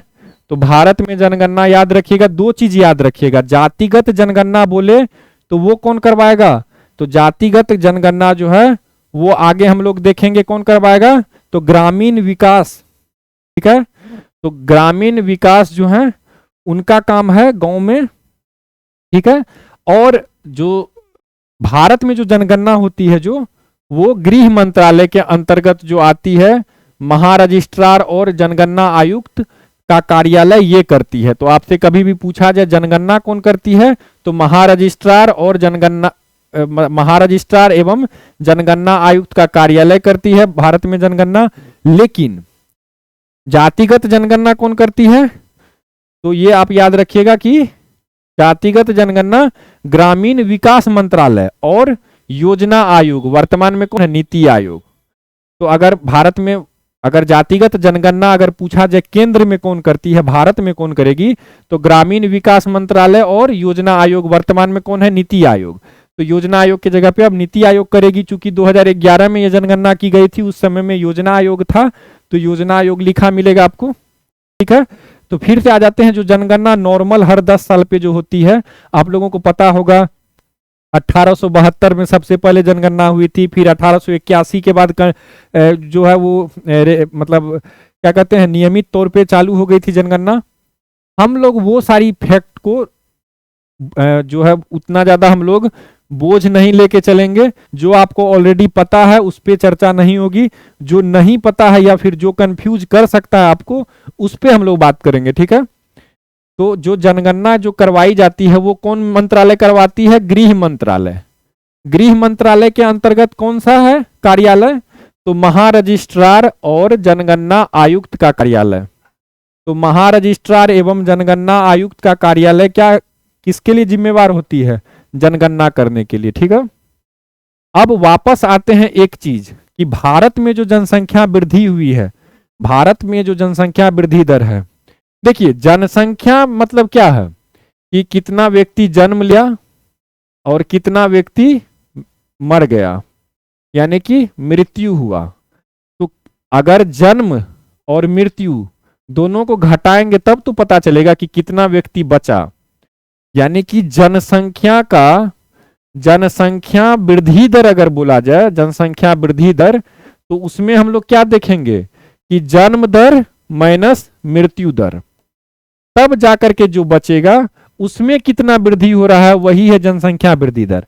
तो अब हम लोग वापस आते हैं कंसेप्ट पे कि जब भारत 1891 से भारत का क्या स्थिति था? तो 1891 से भारत का क्या स्थिति था? 1891 से लेकर के 1921 तक भारत में जन्म दर और मृत्यु दर दोनों ज्यादा थी। ठीक है, तो किसी भी विकासशील देश में प्रथम चरण में क्या होगा? प्रथम चरण में ना तो शिक्षा ज्यादा होगा, शिक्षा ज्यादा नहीं होगा तो क्या होगा? अशिक्षा के कारण जन्म दर ज्यादा होगा, और चूंकि स्वास्थ्य सुविधा ज्यादा नहीं होगा तो मृत्यु दर ज्यादा होगा। तो दोनों उच्च रहेगा। क्या रहेगा? दोनों उच्च रहेगा, अंतर नाम मात्र का रहेगा, यानी कि जनसंख्या में ज्यादा वृद्धि देखने को नहीं मिलेगी, जनसंख्या में ज्यादा वृद्धि देखने को नहीं मिलेगी। ठीक है, तो ये याद रखेंगे। अब जब जनसंख्या में ज्यादा वृद्धि नहीं देखने को मिली है, कब से कब की बात की जा रही है? 1891 से 1921 तक। ठीक है, तो अब देखिए कि 1901 में भारत की जनसंख्या कितनी थी? 1901 में भारत की जनसंख्या 23 करोड़, लगभग 24 करोड़ थी। ठीक है, और 10 साल के बाद 1911 में भी कितनी है? मात्र 25 करोड़। ठीक है, तो ज्यादा कुछ आपको लग रहा है कि ज्यादा कुछ अंतर है? कुछ भी नहीं। 10 साल में पॉपुलेशन कहां से कहां चला जाता है। ठीक है, यहां पे मात्र 1 करोड़ पॉपुलेशन बढ़ा है। तो यानी कि जितना लोग जन्म लिया था उतना ही लोग मर गया, बचा खुचा जो 1 करोड़ आदमी था वो जुड़ गया इसमें, तो 24 करोड़ से 25 करोड़ हो गया। 1901 में जनसंख्या कितना था भारत का? 23 करोड़ 84 लाख, लगभग 24 करोड़ था, और 1911 में 25 करोड़ हो गया, 25 करोड़ 20 लाख। तो मामूली सा बढ़त देखने को मिला। लेकिन 1921 में क्या देखते हैं हम लोग कि ये जो 25 करोड़ 20 लाख जनसंख्या था, इससे भी कम हो गया, मतलब 10 साल में और भी कम हो गया। यानी कि 25 करोड़ 20 लाख के जगह पे 25 करोड़ 13 लाख ही जनसंख्या बचा। ये जो जनसंख्या में जो ऋणात्मक वृद्धि है, ये क्या बता रहा है? ये बता रहा है महाविभाजन। महाविभाजन वर्ष 1921 को क्यों बोला जाता है?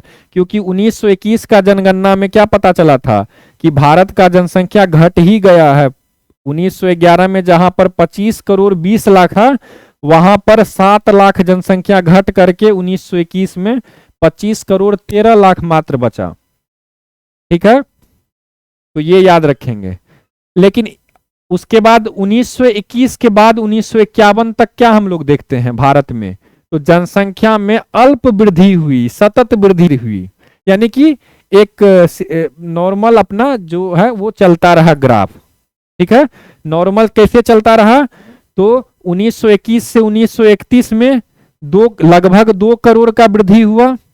1931 से 41 में लगभग 4 करोड़ का वृद्धि हुआ, और 41 से 51 में लगभग 4 करोड़ या 5 करोड़ मान सकते हैं, 4 करोड़ 5 करोड़ का हुआ। तो ज्यादा कुछ मतलब थोड़ा बहुत ठीक है, ये सतत रहा, तो इसमें कुछ हम लोग ज्यादा नहीं देखेंगे। 1921 से 51 में जो है वो याद रखेंगे। हम लोग चर्चा कर चुके हैं 1921 में जनसंख्या वृद्धि दर ऋणात्मक थी, जिस कारण इसे महान विभाजक वर्ष बोला गया। लेकिन जनसंख्या में वृद्धि कब देखने को मिलती है? जनसंख्या में वृद्धि 1951 के बाद देखने को मिलती है। 1951 से 1981 के बीच में देखिए, 1951 में कितना है जनसंख्या? 36 करोड़ 10 लाख, मान के चलिए 36 करोड़। तो अगर 1951 में जब भारत आजाद हुआ था, जो पहली जनगणना करवाई गई थी, उसमें पता चला था वर्तमान समय में अमेरिका की जनसंख्या भी 36 करोड़ नहीं है। ठीक है, तो अमेरिका की जनसंख्या लगभग है 36 करोड़ के आसपास ही है, 34 करोड़ कुछ है। ठीक है, तो आपको याद रखना है कि 34-35 जो भी हो अमेरिका की जनसंख्या, जो वर्तमान में अमेरिका की जनसंख्या, उतनी जनसंख्या हमारी कब थी? जब भारत आजाद हुई थी और भारत में पहली जनगणना करवाई गई थी।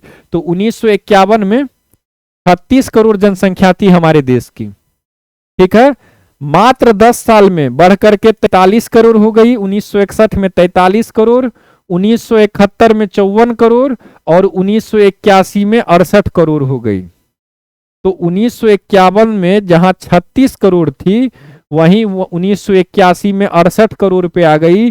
तो इस समय में क्या देखने को मिला? जनसंख्या की तीव्र वृद्धि। ठीक है, तीव्र वृद्धि। यहां पर 2 करोड़ 3 करोड़ 4 करोड़ बढ़ रहा था, लेकिन यहां पर आप देख सकते हैं कितना बढ़ रहा है? 36 से 43, 43 से 54, 54 से 68, इस प्रकार से बढ़ रहा है। और 1981 से लेकर के वर्तमान समय तक, ये 2023 है, तो वर्तमान समय तक जनसंख्या वृद्धि दर में कमी आएगी। ठीक है, जनसंख्या वृद्धि दर बहुत सारे राज्यों में क्या है? जनसंख्या वृद्धि दर में कमी आ रही है, लेकिन फिर भी क्या है? तीव्र वृद्धि की अवस्था बनी हुई है। ठीक है, तो तेजी से ग्रोथ हो रहा है, तो ये याद रखेंगे। अब आते हैं सामाजिक, आर्थिक और जातिगत जनगणना 2011 के बारे में।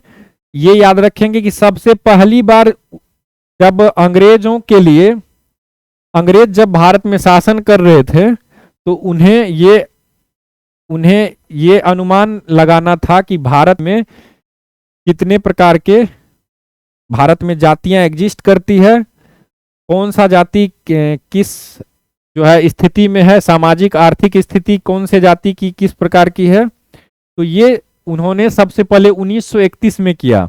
तो सामाजिक आर्थिक जनगणना कब हुई थी? पहली बार 1931 में। लेकिन आजाद भारत में पूछा जाए सबसे पहली सामाजिक आर्थिक और जातिगत जनगणना कब हुई थी? तो 2011 में। ये याद रखिएगा, स्वतंत्रता के पश्चात पहली सामाजिक आर्थिक जनगणना कौन सी है? 2011 वाली, जिसका डाटा हम लोग अभी पढ़ने वाले हैं। ठीक है, और ये करवाती कौन है? 2011 में जो सामाजिक आर्थिक और जातिगत जनगणना हुई थी, वो कौन करवाई थी? ग्रामीण विकास मंत्रालय और योजना आयोग दोनों मिल करके करवाई थी। ठीक है, तो वर्तमान समय में अब अगर भारत सरकार करवाए सामाजिक आर्थिक और जातिगत जनगणना तो वो कौन कौन मिलकर करवाएगा? ग्रामीण विकास मंत्रालय और वर्तमान में अब तो नीति आयोग आ गया है, तो नीति आयोग। ठीक है, अब आते हैं डाटा के बारे में। थोड़ा सा डाटा आपको याद रखना होगा, क्यों? ताकि आप किसी भी आंसर में इस डाटा को पुट कर सकते हैं। हालांकि सामाजिक आर्थिक और जातिगत जनगणना का जो डाटा आपको बताया जा रहा है ये एकदम फैक्चुअल है, आपको सीधा याद रखना है। अगर पूछा जाए कि देश में कितने परिवार हैं, पॉपुलेशन तो हमें पता है कि 2011 के जनगणना के हिसाब से 121 करोड़ था। ठीक है, 121 करोड़ यानी कि 1 अरब 21 करोड़ जनसंख्या था। लेकिन परिवार कितना था? अगर आपसे कोई पूछे कि परिवार कितना था तो याद रखिएगा 24 करोड़ 49 लाख, लगभग 24.5 करोड़ परिवार था। कितना था? 24.5 करोड़ परिवार, आपको याद रखना होगा। 24 करोड़ 49 लाख परिवार था। तो पूछेगा कि जो शहर में कितना परिवार था, तो शहर में 6.5 करोड़ परिवार शहर में रह रहा था और लगभग 18 करोड़ परिवार गांव में रहता था। 2011 में कितना परिवार था शहर में? तो लगभग 6.5 करोड़ परिवार था शहर में और लगभग 18 करोड़ परिवार गांव में निवास कर रहा था। ठीक है, फिर आपसे दूसरे नंबर पे ये पूछा जाए यानी कि टोटल परिवार कितना हो गया? 24.5 करोड़ परिवार। आपको एक डाटा ये याद रखना है। दूसरा डाटा याद रखना है कि देश का लगभग 21%, 21.5% यानी कि 21.5% में लगभग 4 करोड़ परिवार आ जाता है, 3.87 करोड़। अगर आपसे पूछे SC/ST का कितना फैमिली है, SC/ST का कितना परिवार है देश में, तो वो लगभग 21.5% है। 21.5% यानी कि कितना? हर पांचवा परिवार क्या है? हर पांचवा परिवार जो देश में है वो या तो SC का है या तो ST का। तो आपसे अगर पूछ लिया जाए कितना परिवार हो गया, तो लगभग 4 करोड़ परिवार। ठीक है, टोटल कितना परिवार है भारत में? तो 24 करोड़ 49 लाख परिवार, यानी कि 24.5 करोड़ परिवार। फिर आपसे पूछा जाए कि टोटल परिवार का कितना प्रतिशत परिवार कृषि काम करता है, कृषि से संबंधित कार्य कितना परिवार कर रहा है, तो लगभग 30% 30% परिवार। 30% परिवार कितना होता है? लगभग 5.5 करोड़ परिवार। 30% 5.5, टोटल परिवार कितना है? 24.5 करोड़ परिवार है, उसमें से 5.5 करोड़ परिवार कृषि कार्य करता है। ठीक है, फिर है कि सामाजिक आर्थिक और जातिगत जनगणना 2011 के अनुसार देश का कुल परिवार का 0.23%, लगभग 4,10,000 परिवार। कितना परिवार? याद रखिएगा, कूड़ा चुनने का कार्य कितना परिवार करता है? तो 4,10,000 परिवार, यानी कि देश का जो टोटल परिवार है, कितना टोटल परिवार है? 24.5 करोड़। ये याद रखेंगे। इसका 0.23% जो है, यानी कि 4,10,000 परिवार ये कूड़ा चुनने का कार्य करता है।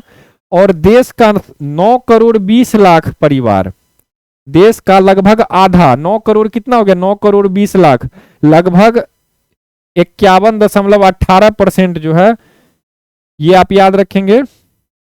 इनका जो ये परसेंटेज यहाँ पे थोड़ा इरर हो चुका होगा, मुझे एक बार कंफर्म करना पड़ेगा। ठीक है, लेकिन आपको ये याद रखना है कि जो दिहाड़ी मजदूरी है वो कितना परिवार करता है? वो 9 करोड़ 20 लाख परिवार। ठीक है, यानी कि 9 करोड़ कितना हो जाएगा? यहाँ टोटल 24.5 करोड़ का बात किया जा रहा है। 24.5 करोड़ में से 9 करोड़, लगभग समझ लीजिए कितना, लगभग 40%, 40 प्लस कुछ होगा परसेंट, इतना परिवार क्या है? दिहाड़ी मजदूरी करता है। एक कमरे में रहने वाला एवं कच्ची दीवारों एवं छतों वाले कमरों में रहने वालों की संख्या है कितनी? तो 2.38 करोड़। कितना परिवार है? तो 2.38 करोड़ परिवार जो है वो या तो एक कमरे में रहता है, या तो कच्ची दीवारों में रहता है, या तो बिना छतों वाले कमरों में रहता है, ठीक है। तो कच्ची दीवार और छतों वाले कमरों में रहता है, ठीक है। और जो आपको ये याद रखना है कि भूमिहीन, ऐसे परिवार जिसके पास अपनी खुद की भूमि नहीं है, ऐसा परिवार कितना है भारत में? तो लगभग 5.5 करोड़, 5.40 करोड़ परिवार ऐसे हैं भारत में। यानी कि भारत का 30%, भारत का 30% परिवार ऐसा है जिसका अपना जमीन, जिसके पास अपना जमीन नहीं है, यानी कि वो आजीविका के लिए शारीरिक श्रम पर निर्भर करते हैं, यानी कि शरीर से मेहनत करते हैं और उससे जो कमाते हैं उससे अपना खर्च चलाते हैं, इनके पास जमीन नहीं है। तो आप ये चीज, ये काफी शॉकिंग है हम लोगों के लिए ये देखना कि जो हमारे देश में 100 व्यक्ति में से 30 व्यक्ति ऐसे हैं, 100 में से 30 व्यक्ति ऐसे हैं जिनके पास खुद का या स्वयं का जमीन नहीं है, ठीक है। तो ये आप याद रखेंगे। इसके बाद है कि सरकारी क्षेत्र, निजी क्षेत्र और सार्वजनिक क्षेत्र के उपक्रमों में कुल रोजगारों की संख्या 2.5 करोड़ है, जो कि लगभग 14% है, ठीक है। तो अब आपको पहले ये पता होना चाहिए कि सरकारी क्षेत्र क्या होता है, निजी क्षेत्र क्या होता है और सार्वजनिक क्षेत्र क्या होता है। एग्जाम्पल में हम लोग ले लेते हैं एक दुकान, ठीक है। एक दुकान है जिसका जो मालिक है, एक दुकान का मालिक अगर सरकार हो तो वो क्या कहलाएगी? सरकारी क्षेत्र। लेकिन यहां पर यह ध्यान देना होगा कि दुकान का जितना भी शेयर है, यानी कि 100% शेयर किसके पास होना चाहिए? 100% शेयर होना चाहिए सरकार के पास। यानी कि किसी भी संस्था की अगर 100% शेयर का मालिक कौन हो? सरकार, तब वो क्या कहलाएगी? सरकारी क्षेत्र। अगर उसी दुकान का अगर कोई व्यक्ति पार्टनरशिप पे हो, ठीक है, कुछ रुपया एक व्यक्ति मिलाता है, कुछ रुपया कुछ और व्यक्ति मिलकर के मिलाता है, तब मिलजुल करके अगर कोई काम शुरू करे और वहां पर अगर 51% से अधिक हिस्सेदारी हो अगर सरकार की, तो वो कहलाती है सार्वजनिक क्षेत्र। सार्वजनिक क्षेत्र में क्या होता है? सरकार के पास 51% से अधिक का शेयर होता है, सरकारी क्षेत्र में 100% शेयर होता है और निजी क्षेत्र में 49% से कम शेयर होता है सरकार के पास, या फिर ऐसा भी हो सकता है कि ना भी हो, ठीक है। यानी कि जो मालिक होगा वो कौन होगा यहां पर? निजी क्षेत्र में। निजी क्षेत्र में सरकार मालिक नहीं होगा, क्यों? क्योंकि सरकार के पास 49% से भी कम जो है वो शेयर बचती है, ठीक है। इसीलिए तो यही बताया गया है कि चाहे वो सरकारी क्षेत्र की हो, निजी क्षेत्र की हो, सार्वजनिक क्षेत्र की उपक्रम हो, इन सब में टोटल रोजगार कितने हैं? तो 2.5 करोड़। अब आप अंदाजा लगा लीजिए कि जो रोजगार है सरकारी क्षेत्र में या सार्वजनिक या निजी क्षेत्र में वो है 2.5 करोड़ और पॉपुलेशन हमारे देश का क्या है? तो इस तरह से आप याद रखेंगे। अब आते हैं कुछ परिभाषाओं पर।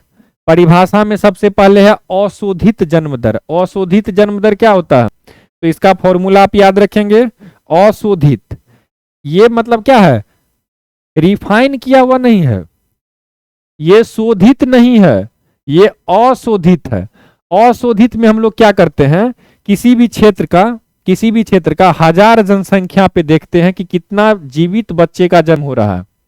यानी कि एक अनुमान लगा लेते हैं कि मान के चलिए हमको निकालना है 2023 का हम लोगों को अशोधित जन्म दर निकालना है भारत का। तो 2023 में मान के चलते हैं कि जून जो है वो मध्य वर्ष आ गया, जून। तो जून में हम लोग देखेंगे कि भारत का जनसंख्या कितना था। तो मान के चलिए भारत का जनसंख्या कुछ होगा, ठीक है। और कितना इस भारत के जो निर्धारित क्षेत्र है, यानी कि भारत के अंदर एक वर्ष में कुल कितना जीवित बच्चों का जन्म हुआ है, ठीक है, तो वो भी कुछ होगा, उसको 1000 से गुना कर देंगे, ये आ जाएगा अशोधित जन्म दर। तो याद रखेंगे किसी क्षेत्र विशेष में प्रति 1000 जनसंख्या पर एक वर्ष में पंजीकृत जन्मे जीवित बच्चों की संख्या को अशोधित जन्म दर कहते हैं। लेकिन शोधित जन्म दर में क्या करते हैं? तो अब देखिए यहां पर हम लोग ये भी कर देते हैं, वहां पर हम लोग क्या कर रहे थे, वहां पर हम लोग पंजीकृत बच्चों को देख रहे थे, लेकिन कुछ ऐसे भी बच्चे पैदा हुए होंगे, कुछ ऐसे बच्चों को भी जन्म लिए होंगे जिनका पंजीकरण नहीं किया गया होगा। तो हम लोग अपने मन से नहीं, सरकार मान करके चलती है कि 5%, ये आपको डाटा याद रखना है कि अगर आपसे प्रश्न पूछा जाए कि शोधित जन्म दर में अशोधित जन्म दर में कितने प्रतिशत बच्चों को जोड़ करके शोधित जन्म दर बनाया जाता है, तो 5%। तो अशोधित जन्म दर हम लोग निकाले हुए हैं, यहां किस फॉर्मूले से निकालते हैं हम लोगों को पता चल गया है। इसी में क्या करेंगे, 5% एक्स्ट्रा मान के चलेंगे कि ऐसे बच्चे जिनका रजिस्ट्रेशन नहीं किया गया था, लेकिन जब उनको भी जोड़ देंगे तब ये शोधित जन्म दर, रिफाइंड बर्थ रेट निकल जाएगा। ठीक है, फिर आते हैं जनसंख्या वृद्धि दर। अब देखिए यहां पर 3 चीज आपको याद रखना है, किसी भी देश में जनसंख्या किस प्रकार से बढ़ रहा है। तो एक है सबसे पहले जनसंख्या की प्राकृतिक वृद्धि दर। अब जनसंख्या की नेचुरल किस प्रकार से जनसंख्या बढ़ती है, ठीक है। तो अगर किसी देश का अशोधित जन्म दर और अशोधित मृत्यु दर, इन दोनों का डिफरेंस अगर कर दें, कितना बच्चा जन्म लिया और कितना बच्चा मर गया, या फिर ऐसे याद रख, कितना बच्चा नहीं कर सकते हैं, जन्म तो हमेशा बच्चा ही लेता है, ठीक है, लेकिन मरने वाला तो कोई भी हो सकता है, चाहे वो बच्चा हो या बुजुर्ग हो। तो ये याद रखेंगे कि अशोधित जन्म दर मतलब कितना बच्चा जन्म ले रहा है और कितना व्यक्ति मर रहा है, इन दोनों का जो डिफरेंस है, मान के चलिए एक साल में 100 बच्चा जन्म लिया और 80 बच्चा मर गया, तो मतलब 80 व्यक्ति मर गया, तो क्या हुआ, तो जनसंख्या की प्राकृतिक वृद्धि कितनी हुई, मात्र 20 हुई। ठीक है, ये याद रखेंगे। लेकिन जनसंख्या की वृद्धि दर क्या बोलेंगे, ये तो जनसंख्या की प्राकृतिक वृद्धि दर हुई। अब हम लोग निकालते हैं जनसंख्या की वृद्धि दर। तो जब प्राकृतिक वृद्धि दर में हम लोग क्या करते हैं, निवल प्रवास दर को जोड़ देते हैं। अब निवल प्रवास दर क्या है, तो देखिए हमारे देश के अंदर भी कुछ व्यक्ति आए होंगे और हमारे देश से बाहर भी कुछ व्यक्ति गए होंगे। तो आने वाले और जाने वाले, अच्छा एक इंग्लिश में 2 टर्म आपको याद रखने हैं। अगर इमिग्रेशन बोला जाए, आई वाला बोला जाए इमिग्रेशन, तो आने वाला, आई मतलब आने वाला, और अगर इमिग्रेशन में ई लगा हो तो वहां पर क्या हो जाएगा, इसका अर्थ जाने वाला।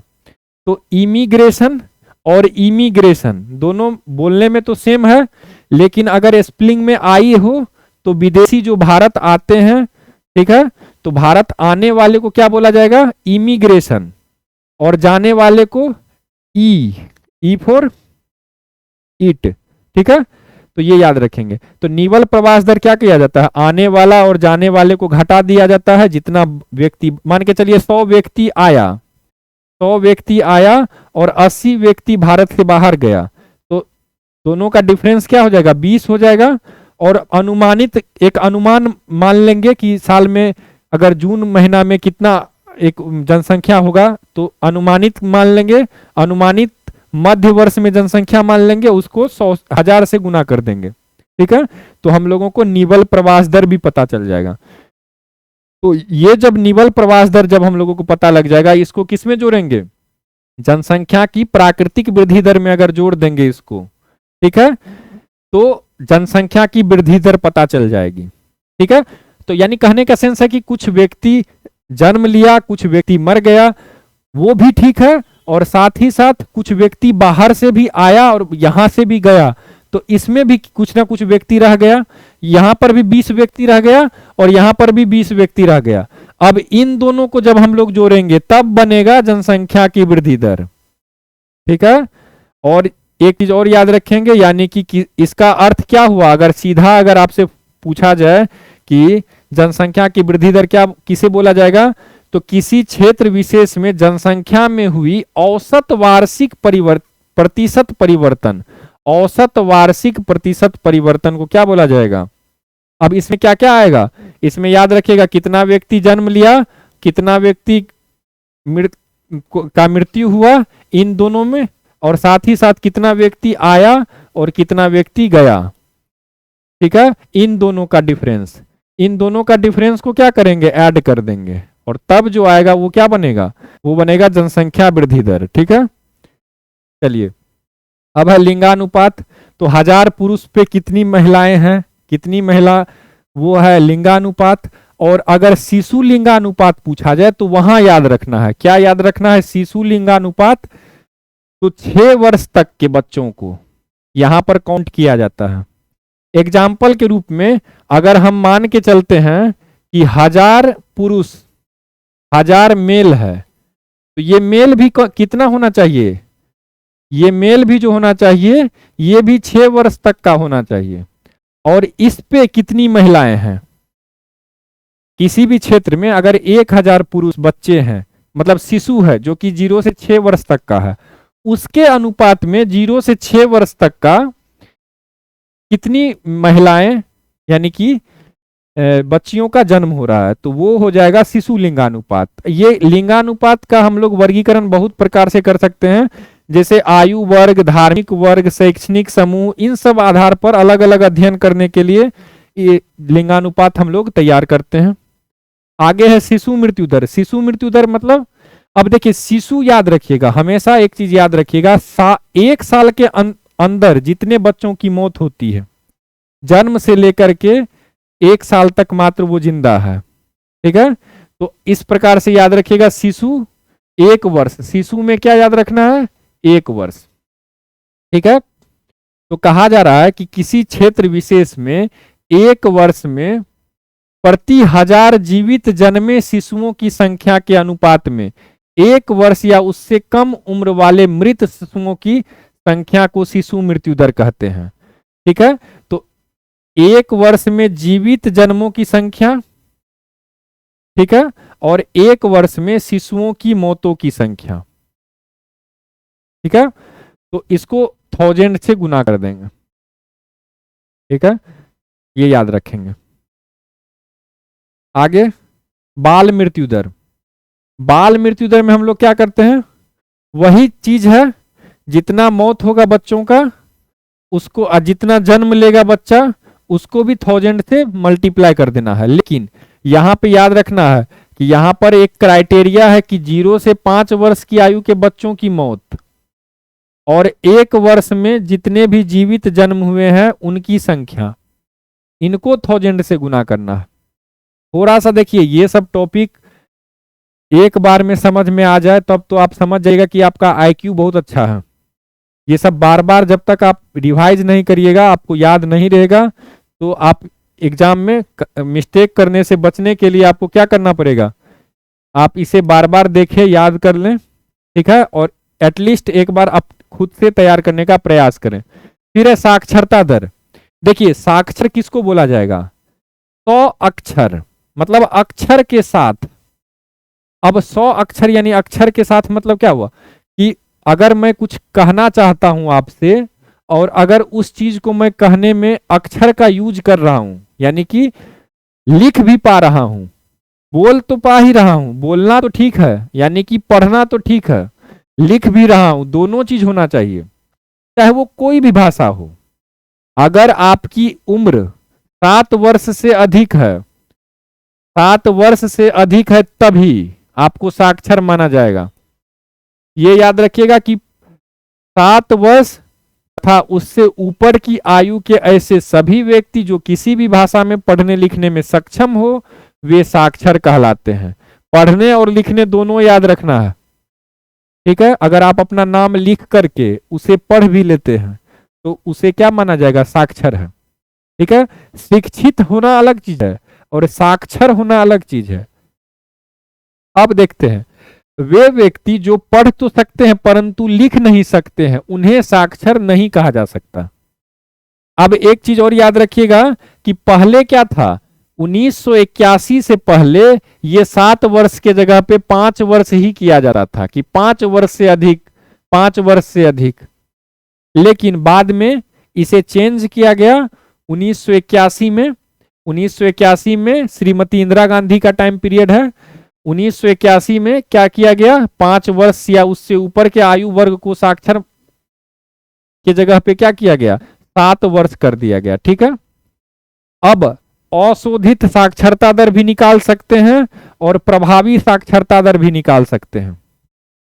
अशोधित में क्या है, टोटल साक्षर लोगों की संख्या बट देश की कुल जनसंख्या को अगर 100 से गुना करते हैं तो ये अशोधित साक्षरता दर है। लेकिन इसी को प्रभावी बनाएंगे, इसको और थोड़ा अच्छे से मॉडिफाई करेंगे तो क्या करेंगे, 7 वर्ष या 7 वर्ष से अधिक उम्र के जितने भी साक्षर हैं, यानी कि आपके परिवार में कितने व्यक्ति साक्षर हैं, मान के चलिए आपके परिवार में 10 आदमी है, उसमें से 5 व्यक्ति साक्षर है। अगर इसको हम 100 से गुना करेंगे तो कितना आ जाएगा, 50। तो आपका जो प्रभावी साक्षरता दर है वो 50% है। क्यों, क्योंकि 7 या 7 वर्ष की आयु के ज्यादा जो भी साक्षर हैं और टोटल 7 वर्ष की आयु की जितने भी जनसंख्या है उनको 100 से गुना करना है यहाँ पे। ठीक है, लेकिन यहाँ पर क्या है, टोटल साक्षर लोगों की संख्या, चाहे वो या वहां पर एज नहीं देखा जाएगा, वहां पर 7 वर्ष वाला सिस्टम नहीं है। यहाँ पर डायरेक्ट जितने भी साक्षर हैं, जितना जनसंख्या है उसको 100 से गुना कर देना। आगे है कुपोषण की दर। राष्ट्रीय परिवार स्वास्थ्य सर्वेक्षण जो नेशनल फैमिली हेल्थ सर्वे हुई है, 5वीं चरण वाली जो हुई है, उसका डेटा आपके सामने है। वर्ष 2019 से लेकर के 2021 तक के बीच का ये डाटा आपको बताया जा रहा है। इसमें बताया गया है कि देखो कुपोषण, देखिए कुपोषण आपको याद रखना होगा, अगर किसी शब्द के आगे में कु लग जाता है तो इसका मतलब होता है बुरा, यानी खराब, खराब पोषण। ठीक है, तो याद रखिएगा, मोटापा भी क्या है, खराबी है, नाटेपन भी खराबी है, निर्बलता भी खराबी है, कम वजन होना भी खराबी है। तो आपको बस ये समझ में आना चाहिए कुपोषण क्या है। तो शरीर में एक संतुलित आहार अगर नहीं मिल पाती है शरीर को तो क्या होता है, कुपोषण। ठीक है, तो कुपोषण में क्या है भारत में स्थिति, तो ये देखिए भारत में बताया गया है कि 5 वर्ष से कम के जितने भी बच्चे हैं, इस भारत में 5 वर्ष से कम आयु के जितने भी बच्चे हैं, उनमें 5 वर्ष से कम आयु के जितने भी भारत में बच्चे हैं उनमें क्या देखा गया है कि 36 लगभग 35.5% बच्चा जो है वो बौना है। क्या है, 35% बच्चा लगभग वो बौना है, यानी कि नाटेपन का शिकार है, यानी स्टंटिंग का शिकार है। इसके अलावा लगभग 19% बच्चा जो है, 19% बच्चा जो है वो निर्बलता यानी कि दुबलापन का शिकार है, वेस्टिंग का शिकार है। और लगभग 30% बच्चा जो है वो कम वजन की समस्या से ग्रसित है, यानी उसका वेट कम है। ठीक है, तो अब वापस आ जाते हैं, 100 में से 100 अगर हम लोग 5 वर्ष से कम आयु के अगर 100 बच्चों को लेंगे तो उसमें से 35 बच्चा अपने जो सामान्य हाइट है उससे कम हाइट का है, 35 बच्चा। लगभग 19 बच्चा जो है, यानी कि 100 में से हर 5 में से एक बच्चा जो है वो क्या है, वो दुबलेपन का शिकार है, निर्बलता का शिकार है, वेस्टिंग का शिकार है। और हर 3 में से हर एक बच्चा, लगभग 32% बच्चा जो है वो कम वजन की समस्या से ग्रसित है। इन सब को दूर करने के लिए प्रोटीन, ये याद रखेंगे कि प्रोटीन की आवश्यकता है, प्रोटीन की आवश्यकता है। इसके अतिरिक्त और भी बहुत सारी चीजें हैं जो कि व्यक्ति को मतलब बच्चों को दिया जाना चाहिए। क्यों, क्योंकि 0 से लेकर के 5 वर्ष तक के बच्चों का अगर सही से देखभाल किया जाए, अच्छी तरीके से उसका अगर जो देखा जाए उसका पोषण किया जाए तो बच्चा जो है वो क्या होगा, स्वस्थ रहेगा। ठीक है, अब देखिए आईसीडीएस का एक डाट आप याद रखिएगा, आईसीडीएस। ठीक है, तो आईसीडीएस का मानक है, इसमें बताया गया है कि कितना उम्र का व्यक्ति मतलब कितना उम्र के बच्चों का कितना वजन होना चाहिए।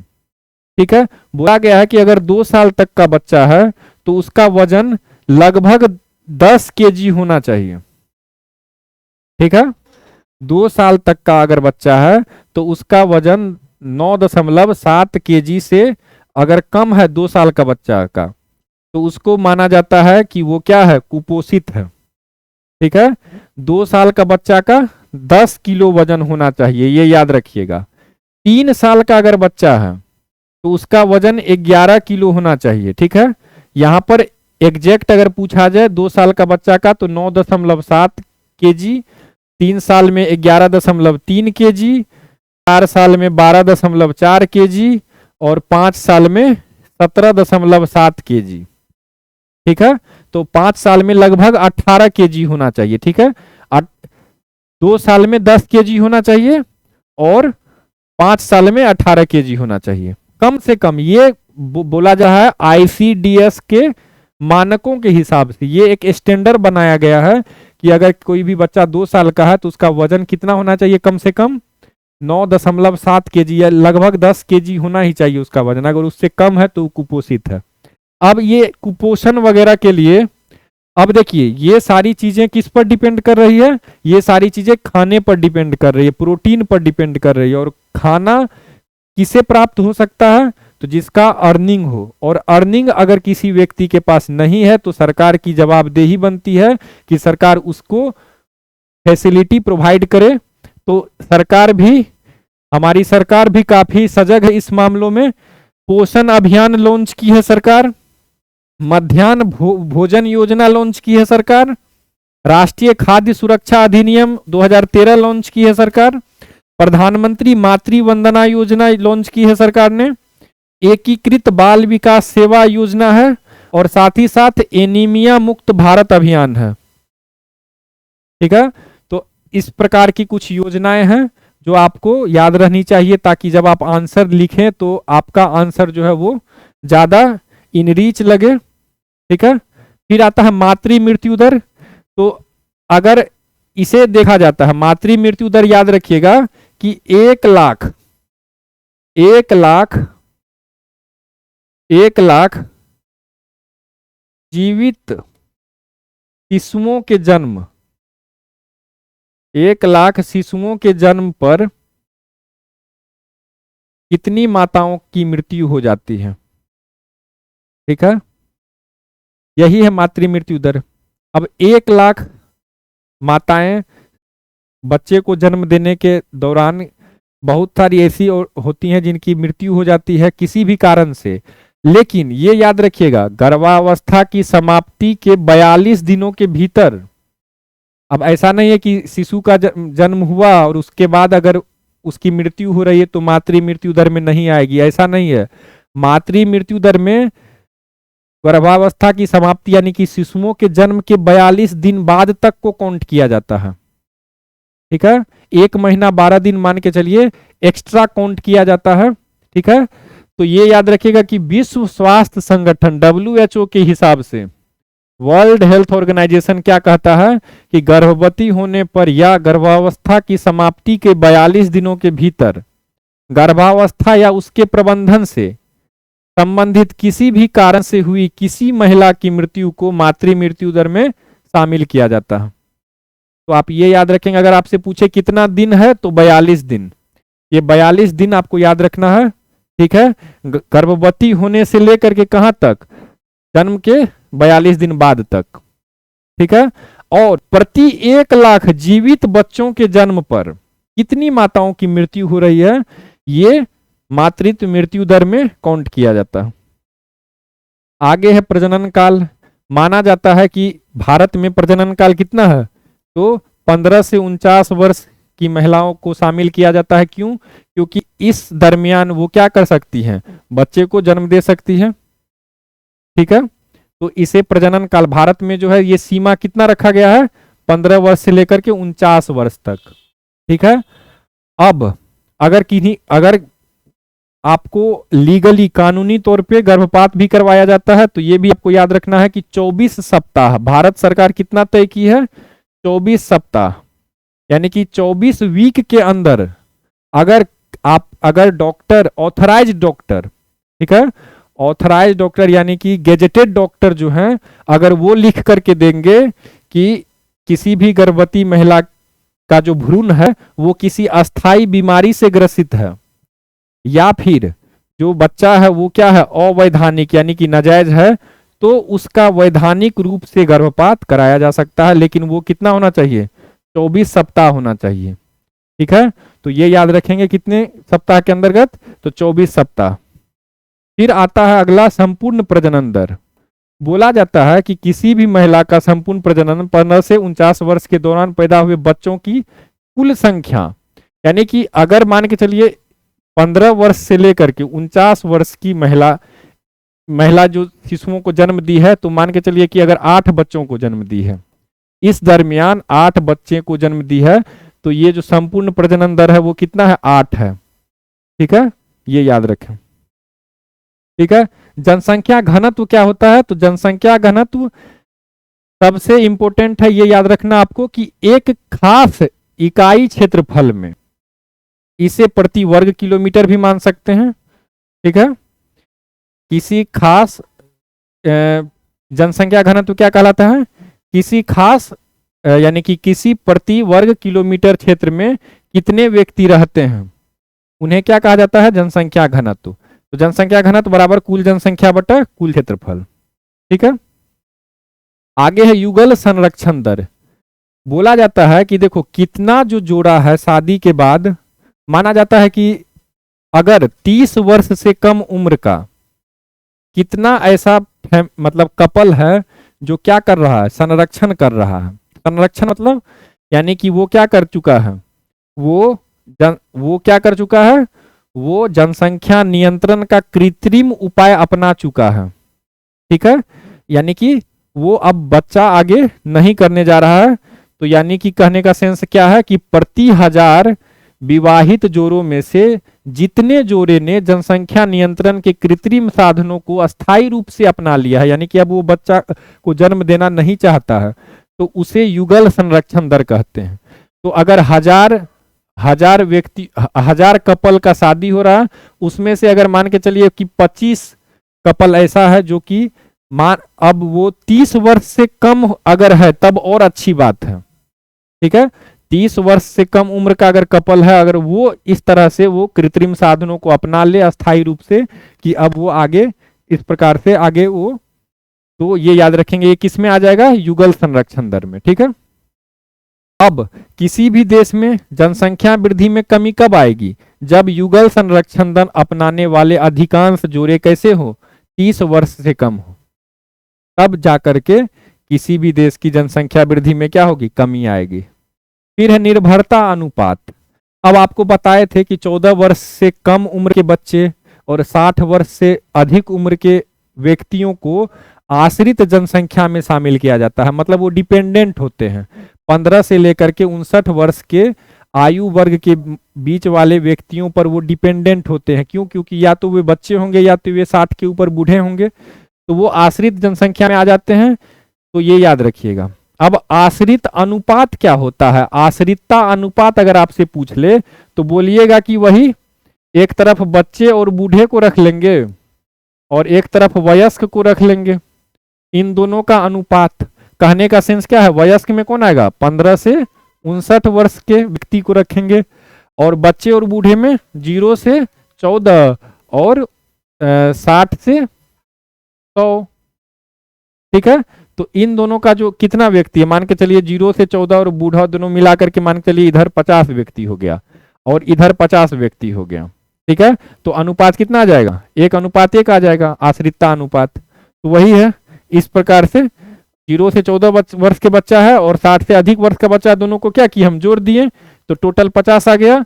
और जो ये कार्यशील जनसंख्या क्या है इधर, वयस्क यानी कितना है, वो भी 50 गो है, तो क्या कहिए 50/50 यानी कि 1:1। यही हुआ आश्रितता या निर्भरता अनुपात। चलिए, तो आप लोगों के लिए आज का ये टॉपिक कंप्लीट हो चुका है। तो उम्मीद करते हैं आप लोगों को काफ़ी कुछ सीखने को नया मिला होगा। चलिए, वीडियो पसंद आए लाइक कर लीजिएगा, सब्सक्राइब कर लीजिएगा। Thank you.